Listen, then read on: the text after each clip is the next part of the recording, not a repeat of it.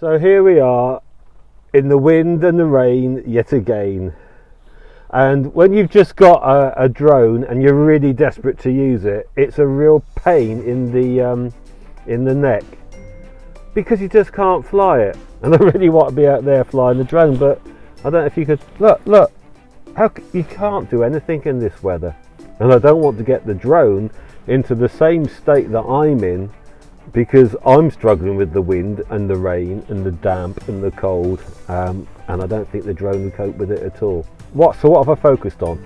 Short episode focused on this concept, exploring what the drone can do that's unique to a drone, that is just not simply the fact that it's up high. It's to do with, for example, being close to something and then moving away from it in a way that wouldn't be possible for me to do on foot. Enough talk, very short, it's only 2 clips, so let's see how it goes. Hope you enjoy it.